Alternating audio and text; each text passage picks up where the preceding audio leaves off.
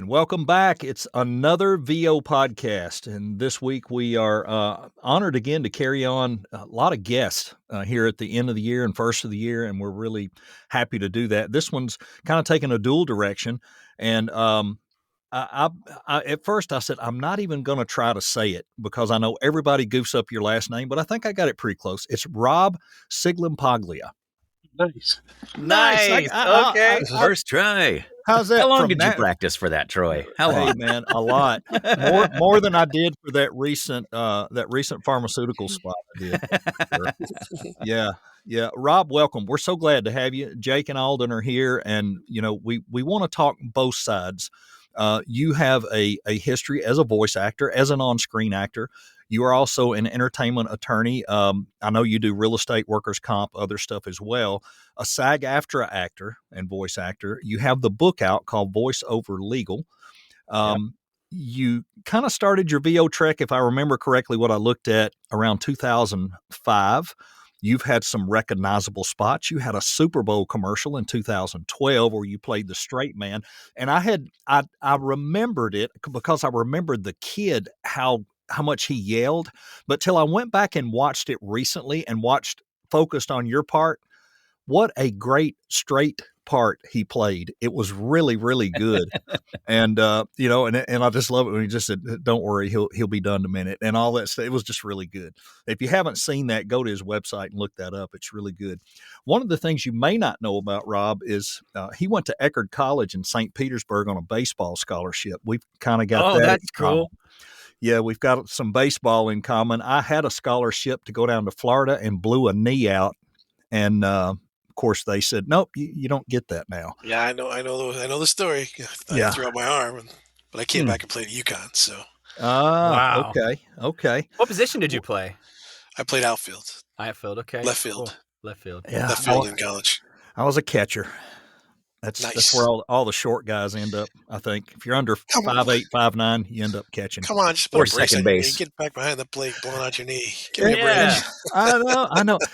I tell you what I did, Rob. I did this in 11th grade. So there was a local college here, Middle Tennessee State University, had a really good baseball program, and they had a walk-on day. And I thought I had rehabbed well enough to go play. The thing that I didn't realize from 11th grade to college was the pitching was a whole lot different.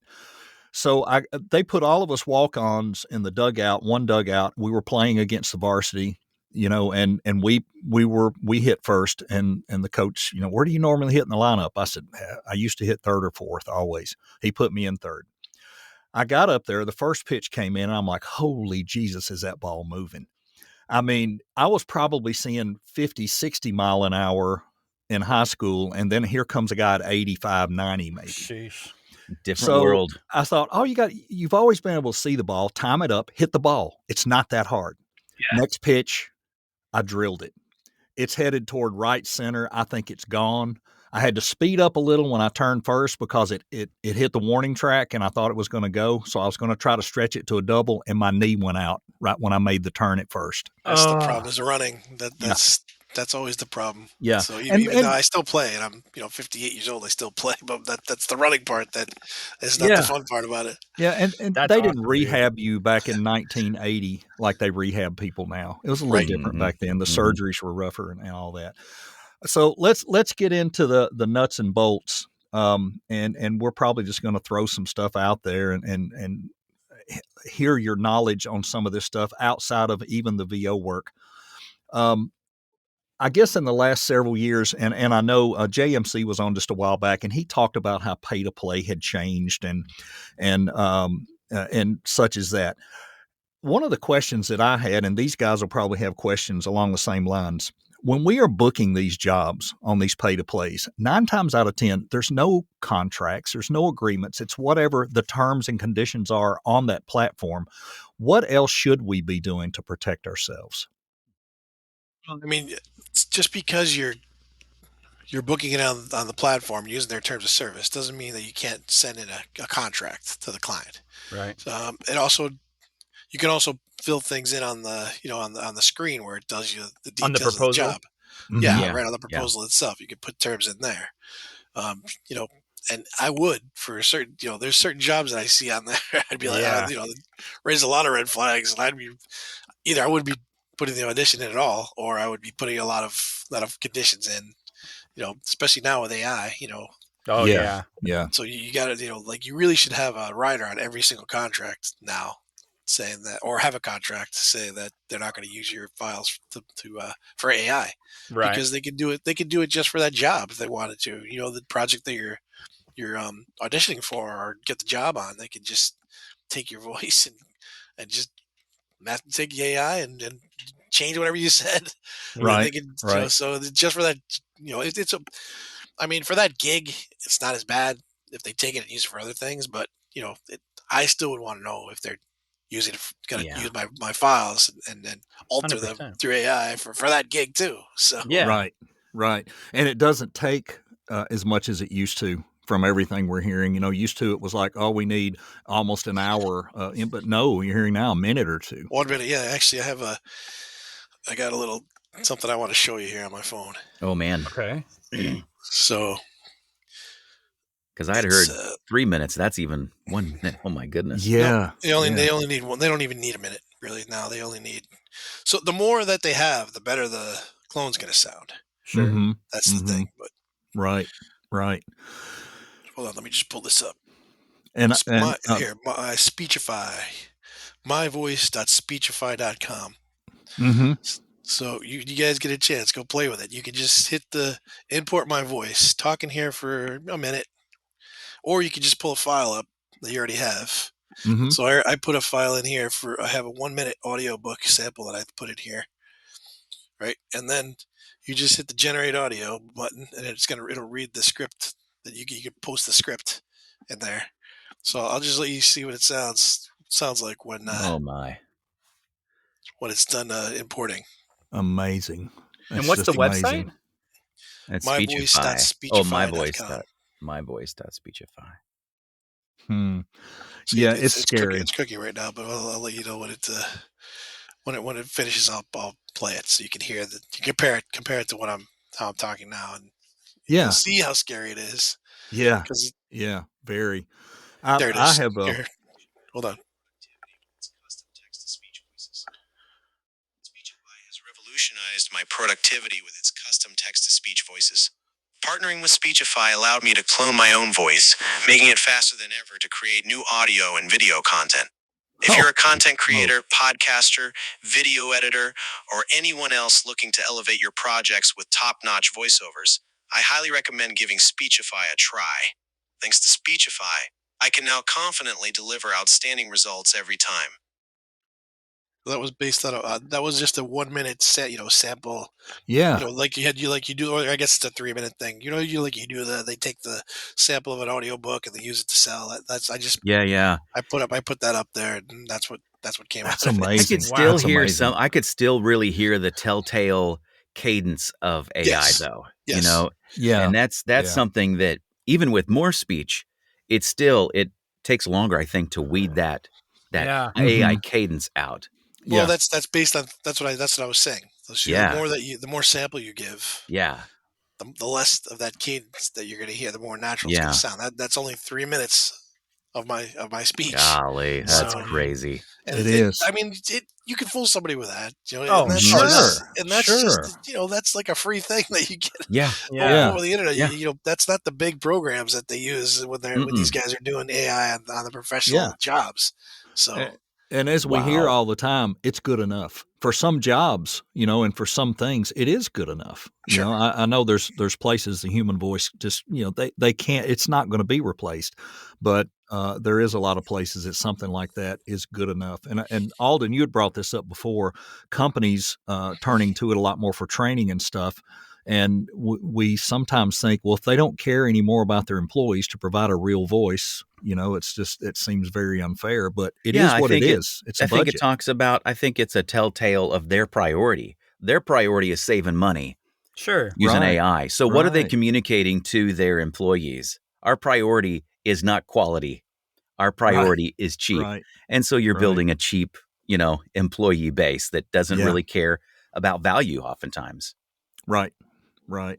I have had good luck using an AI writer. I have not once had pushback. It's been very successful, and it's been a lot of times where they provided a contract and I went through it, looked at it, added the writer, have marked some stuff through or whatever, and I've not really had much pushback from clients yet. I think Yep. they're learning as well. So Yeah, most of the time they're like, "Oh, sure, we're not going to clone your voice. We never even thought of that," and so they just yeah, they sign it yeah, because they have no intention of doing it. But the ones that maybe have it in the back of their mind, or maybe they're a little deceitful, and then they're the Yeah. ones that are Right. going to push back harder. So yeah. Sure. Mm-hmm. Absolutely. Mm-hmm. Well, another thing we see on there a lot on pay to plays relates to usage and exclusivity. Hmm. A lot of the newer voice actors do not know, they do not understand, they don't not pay, or they just don't pay attention to these TTS jobs, and you'll still Yeah. see them get 15, 20 auditions.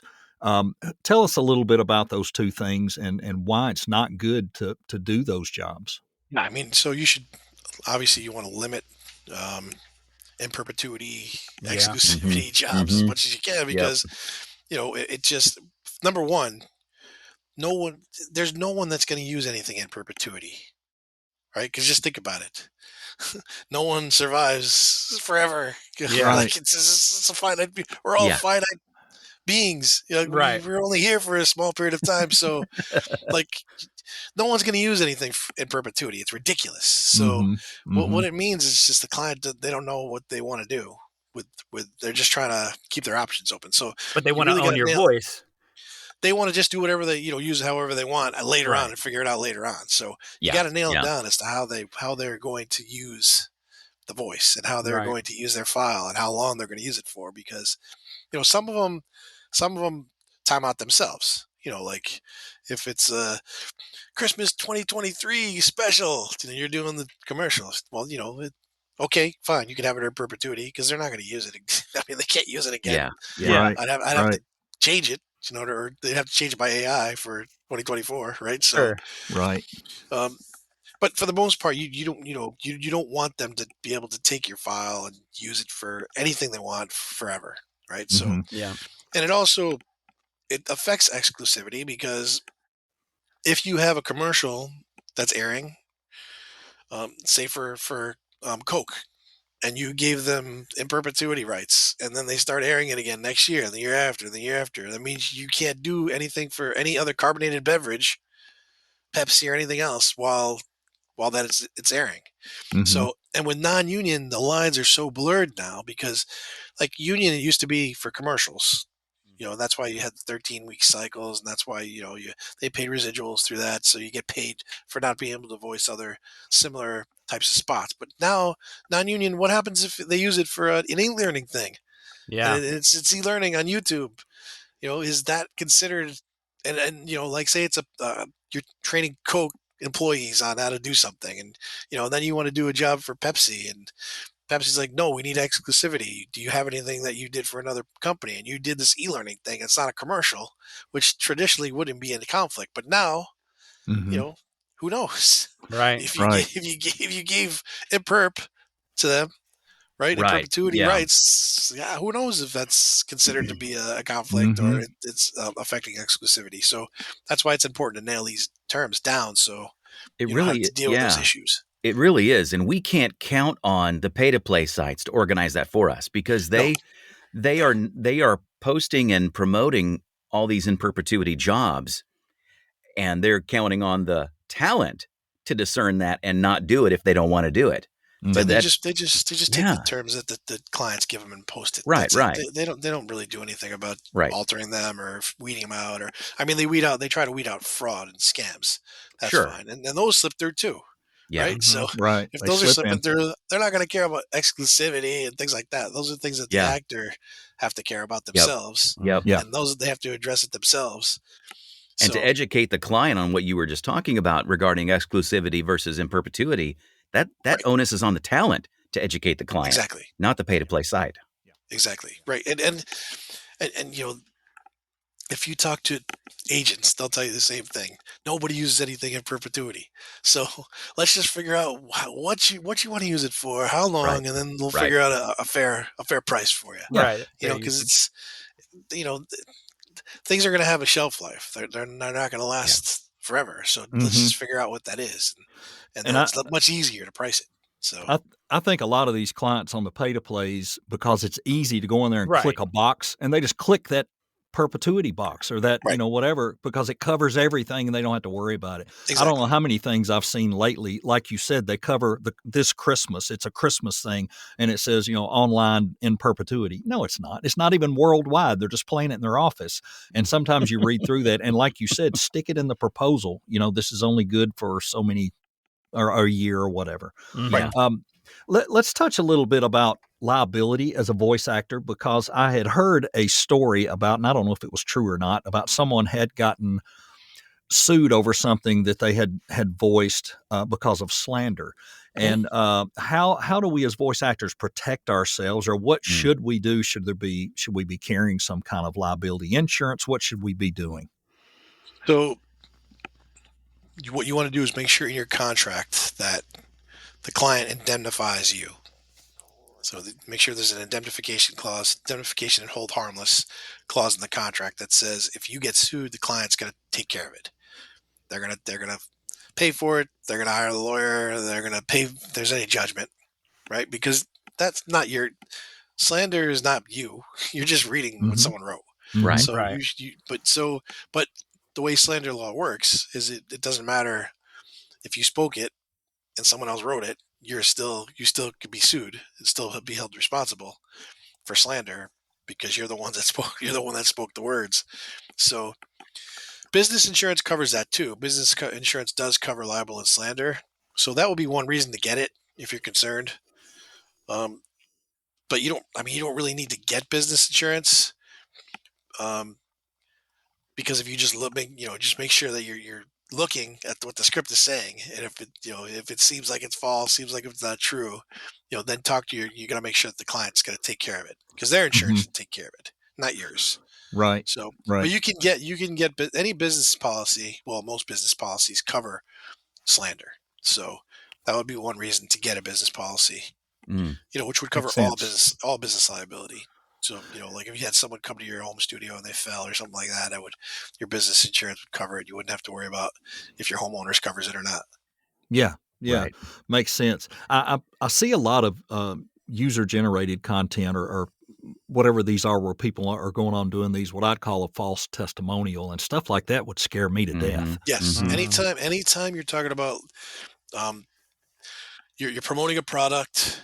So I had a client that this happened to as well. So he got hired off of Fiverr, and they wanted him to play the CEO of this crypto fund company. So he was acting like, okay, this crypto fund is great. It's going to get you 100,000% return, all that kind of stuff. Right. And then it was a scam. So it wasn't a company. It was just a scam. So they all these people got their invested their money, and it was gone. So he was the face of the company that didn't exist. So a whole bunch of people, they were flaming him online. They were making claims against him, all kinds of stuff that he had to deal with. And of course, our platform didn't do anything about it. They didn't care, like we were just talking about. So, he had to deal with that himself. So, whenever you're getting a script and you're playing a CEO, you're playing another person, you're making testimonials about products, those are where the red flags should pop up. Right. Because unless you know for a fact that what you're saying is true, then if something turns out to be false, you can be held. They can sue you. Right. Yeah. Yep. I guess that would even come down to these video sales letter things where you read the big long thing about tinnitus, and I went over to another country and I went and got all these natural supplements and put them together, and now I'm selling these capsules, for so much. And that stuff scares me. And when I first got into this, I was naive. I would do them. I didn't know any better, but thank goodness. Those are the kind of scripts that could get you in trouble because if you're exaggerating the effects of a medicine, or saying that some herb cures cancer or something like that, like you can really get in trouble. Right. That kind of stuff. And plus, like I said, what happens if it really is just a scam and there's no company behind it? Yeah. somebody just sent you a script and they're just a scammer, then you're the one holding the whole bag. There's Right. no Right. Yeah. there's no indemnification in that case. Yeah, God. So absolutely. Well, That's I great think information. I think that of would be the a good early. reason to get insurance. Like, so if you Right. got a Yeah. script like that, then go buy the insurance just Yeah. to cover yourself and then read it. So Yeah, if It you're out makes there doing all that user-generated content, you better get a policy. You better be Sheesh. covered. it makes me Better think be of the safe. early part of when that Sam Beckman-Fried scandal all came into being. We were looking at the actors that were like Larry David, and even I think Tom Brady was a part of that. Tom Brady was a Not an big part actor, of but that. he was a spokesman for Yep. right, that exactly. company, and He it got in looked trouble. like they were in some serious hot water for a while. Yeah. Wow. Yep. Wow. Yeah, it was like the first case I ever heard about that was Robin Leach. Remember Robin Mm. Leach? Yep. Yeah. Lifestyles of Rich and Famous. Oh, Lifestyles of yeah. Rich Yeah. and Famous. And he was pitching some kind of product like we were just talking about, and Yeah. it turned out to be false, and he got sued, and I think he went bankrupt because of Oh that. my Oh, God. my I do goodness. remember My that. goodness. That's Yeah. terrifying, dude. If you don't know what you're doing, that's terrifying. Yeah. Yeah. Another thing that had come up recently in the group, and I know you had commented on it, and I don't remember which group it was in, and I think you and I both had commented on it. It had a lot to do with people who love to make video demos, and Yes. and that's very understandable. A lot of people do that, but a lot of people do early on. They think, oh, it's okay just to duplicate the original and et cetera, et cetera. And, I think what we were trying to get across to people is no, that's not okay. You can No. get in trouble for that. And there is a different way to do it and et cetera, when you're making demos, as in hiring a copywriter and doing your own stuff and having someone do that professionally that knows what they're doing and keeping you out of trouble. But elaborate a little bit on that, because I know we had mentioned someone had, I had heard of people getting a cease and desist and having to take things down, but I hadn't Absolutely. heard of anybody going any further than that, I guess, because they acted. But does that Right. happen quite often, or how does that work out?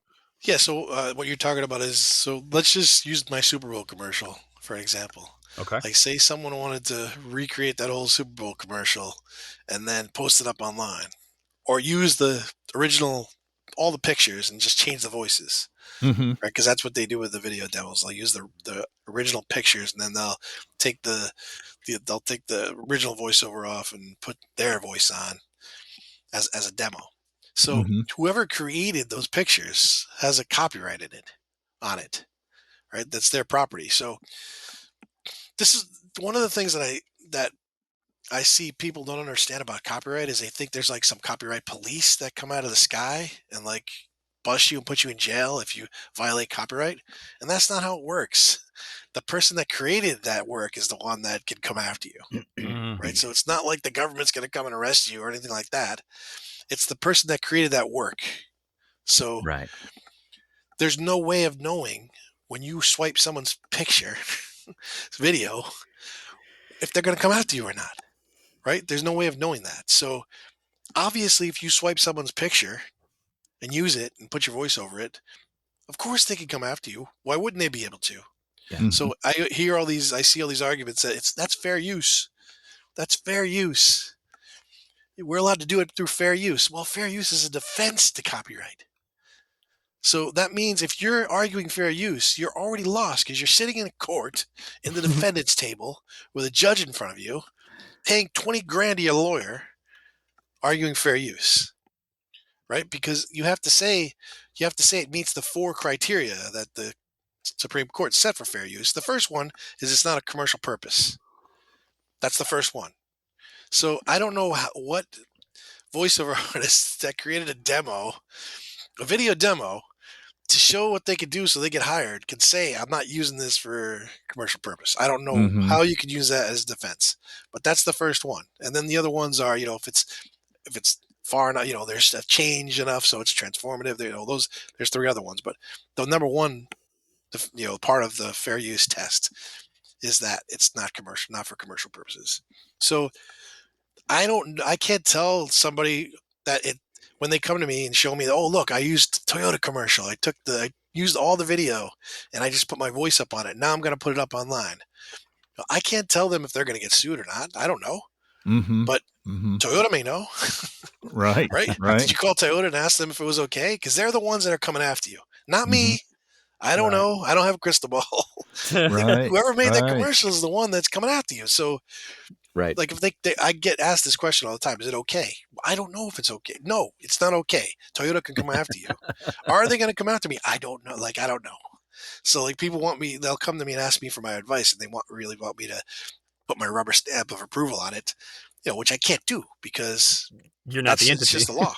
Yeah, Yeah. I'm Mhm. not the one. Mhm. It was just kind of like exclusivity. You were talking about that earlier. It's the same issue. So, like, if you have a commercial running for Coke, and then Pepsi says they want to hire you, but they want you to be exclusive, right? So Pepsi's the one that has to say it's okay or not, whether they care if you have a Coke commercial running. They're the Wow. only ones that can answer that question. They're the only person in the entire universe. So when I see people posting those questions up on Facebook, I'm like, okay, great. You got my opinion, you got your opinion, but it doesn't matter what we say. There's only one person that matters, and that's Pepsi. They have to say, we don't care that you have a Coke commercial, no problem, we'll still hire you. Right? So it's Right. the same thing with Right. this. Same thing with if the only person in the whole world that it matters to answer this question is the person that's video you're using. Mhm. Mhm. Right? So Makes sense. it's much better just to you could just go get B-roll. You go buy it online. Just B-roll all over the place of a truck going down the street and Right. just, Right. writing some copy and throwing it up there and doing it. It's much, you're not going to get in trouble that way. You're not going to get sued that way. Right. Right. So, Makes sense. Yep. and you are allowed to use the copy that you are allowed to use. So, like, if you wrote down the copy of something that you see on Yeah. the internet or whatever, and you use that to record, that's not a problem. Oh, okay. That's already been tested. That is considered fair use. Courts have already said that, so that's not a problem. So you can, and you can say the names. That's good to know. Yeah. Well, Mhm. So you that's can really say good to On the know. Toyota, you product. can say Yeah. Coke, Yeah. you can Yeah. say Pepsi, because it's Mhm. not trademark infringement. That's also been tested. So Yeah. Okay. Yeah. Good to you know. can't use the It is good to know. logos. Right. So if you put the Right. logo in the corner, Yeah. then that is infringement. Makes So sense. It does make sense. It does. We've hit on a lot of that stuff. Let's turn back the clock and let's talk about how you, and I know I have heard or read some things about how you wanted to be an actor, how you wanted to do these other things, and you end up being an attorney. And it's funny because it probably somewhere in my 30s or 40s, I thought, man, my dad offered to put me through law school. Why didn't I go? Because I loved it. I really loved it, but I didn't. I wanted to get married and do the other things, and I did them. But anyway, um, my thing when I was a kid was I got my first cassette recorder somewhere around 7 or 8, and I started mimicking the radio. I started mimicking the Atlanta Braves games, the Milo Hamilton and Ernie Johnson, or mimicking the commercials and recording them and listening back to them. And then it became, well, I think I want to go into radio. And then I go to college and I'm like, gosh, they don't make any money. I can't do this. I'm going to get a business degree. I'm going to do this. And then later, you end up in a career and you do what you do. But you were able to go back and grab that love of what you do and do it. So tell us how that evolved and transformed for you. sure. I mean, first of all, I'm glad that I went to law school because I realized that Yeah. with a law degree you can do so many different things. I mean, there's so Mhm. many avenues, and in a way, the law degree kind of opened up a lot of the doors I have right now in the entertainment field because I realize now, well, I realized a while ago that lawyers really run the entertainment field. Right? It's all based on law. It's all based on contracts. It's all based on licensing. It's all based on sync licenses. It's all based, on reviewing copy. All lawyers run them. Yeah. They run everything. Right. Copyright law. So it opens up. You get to meet a lot of people in the business, That's and you get yeah. to talk to a lot of people, and pick their brains. So I'm glad I became an attorney. I'm still glad, that's why I still practice because I do a lot of entertainment law because it Yeah. really goes hand in hand with, the other side of it, the entertainment Mhm. side. But, it's different because you're using the other side of your brain. It's the business logic side versus the creative side. Mhm. Left So versus right. yeah, exactly. But I always liked creative writing and I always like singing and I always like, doing creative things. So that's why I decided I wanted to try voiceover. And the way I found it, I just saw an adult education class that was being given locally here, and I was just like, that looks cool. I'm going to try it out. I didn't really even know what voiceover was when I took the class. I really thought voiceover was cartoons. Sure. That's what I associated with. I didn't Same. know any other thing beside cartoons. So, it really opened my eyes, and it really it definitely appealed to the creative side of me. Mm-hmm. So I pursued it. I decided I'm going to pursue this. I took some classes, I did my demo, and then the first gig I landed was a PBS national documentary That's on the American awesome. Experience TV show. Where I went up to Broadway Sound where they do Saturday Night Live post 30 Rock. Oh, dude. Yeah. I was in that Whoa. studio there, and Campbell Scott was the narrator for the particular episode, and then I did a couple of the foreign voice dubs. So like it was about the original hijackings of the planes, Mm-hmm. like before 9/11, Yeah, back in the yeah. 70s when they hijacked Yeah. them and had them on different runways. That they blew them up. Mm-hmm. So I had done like a French Red Cross person and one of the pilots. A couple of voices that I just did turn their whatever they're speaking. I dubbed over in English. So Right. Oh, okay. that was my first. That was your first gig, and you're my going to first gig record ever. over there. Wow, That's dude. funny. That's amazing. That is So- amazing. So Yeah. then I realized, wait a minute, this is not how all voiceover jobs are. Like, I Right. thought that's how. I was like, oh, this is cool. This is how all they're all supposed to be. Yeah. Then I realized, wait a minute, this is, that I realized how unusual it was. So Yeah. Mm-hmm. So you didn't start Still off neat. as an entertainment lawyer, right? I did. Well, when I first started in practice, I did music. I did. Okay. I represented musicians. I represented bands. So Nice. that was some of the first clients that I had were musicians. Do you still have any of So- those clients? I know musicians don't tend to stay together always, but I mean, individually, maybe? No? Yeah, I mean, I still have them as clients, but they're not really doing a lot of music stuff anymore. Okay. But they come to me occasionally. But the music business has changed so much since from then to now. Like Yeah. completely different, Oh yeah. completely different business. In fact, it's what the transition for film is going through right now. Yeah. Same thing where like you have all the streamers, so you can put things out independently on your own. You don't need a big label. You don't need a big studio to back you.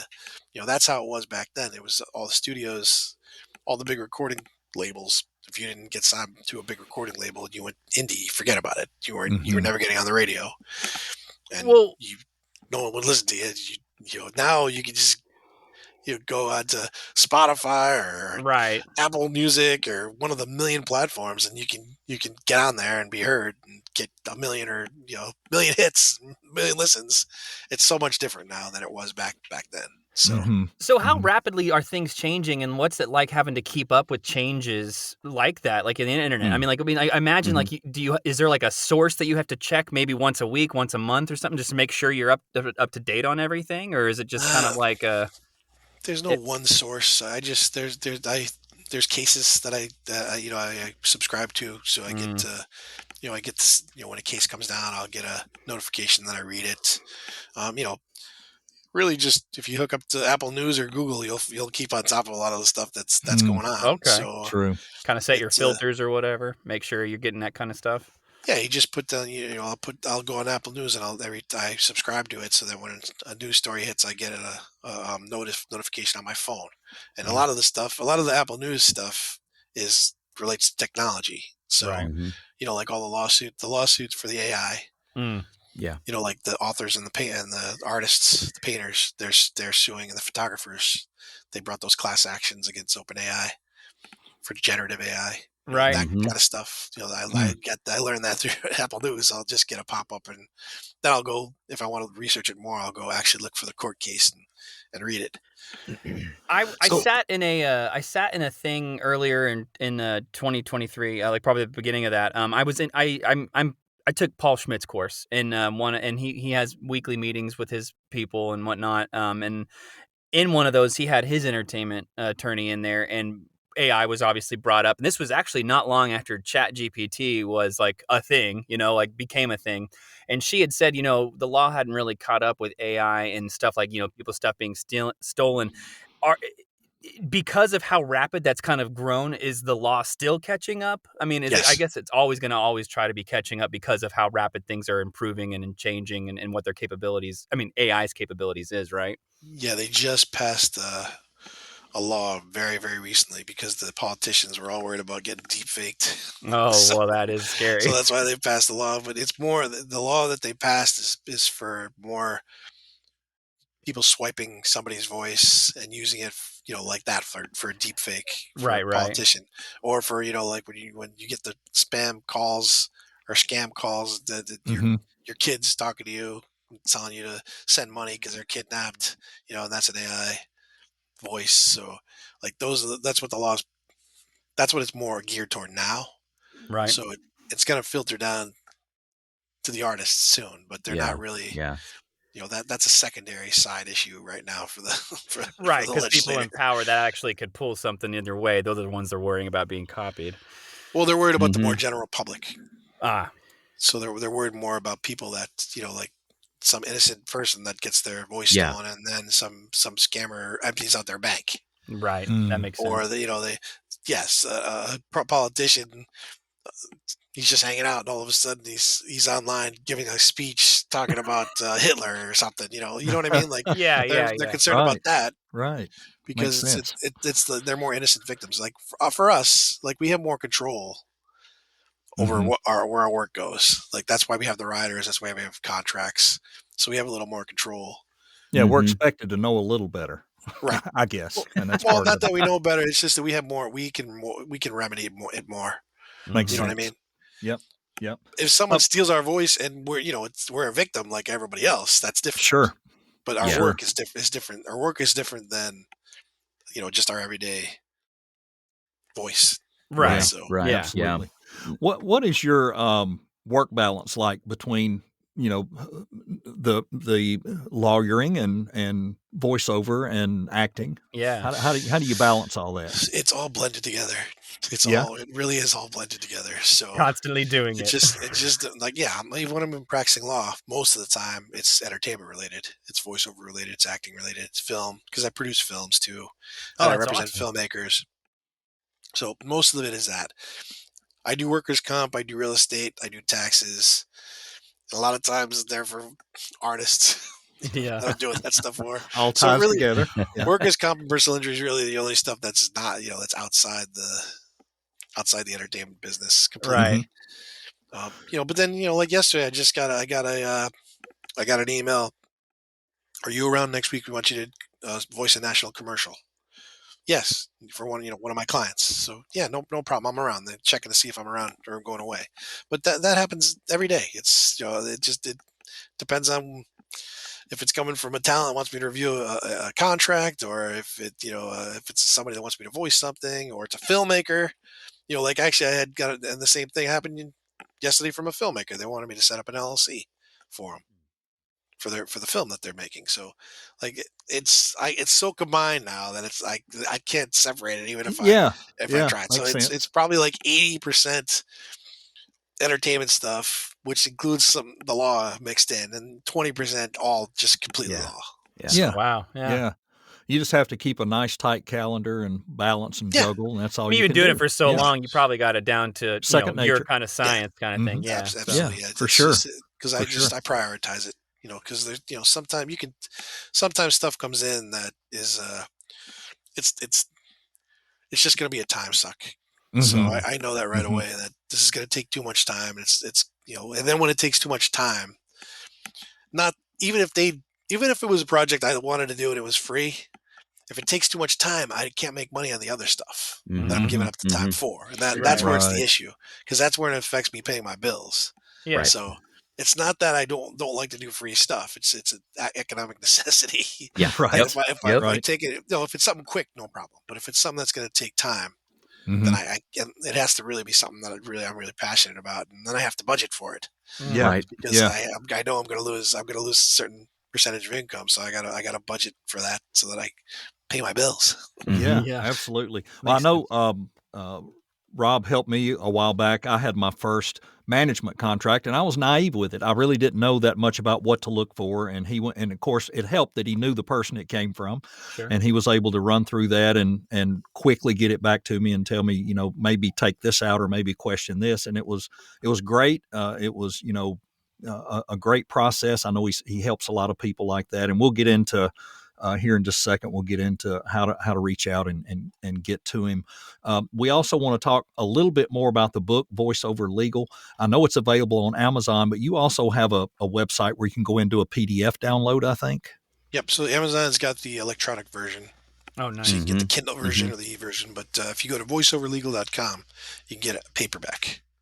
So cool. a lot of people I have a paperback. paperback version of it.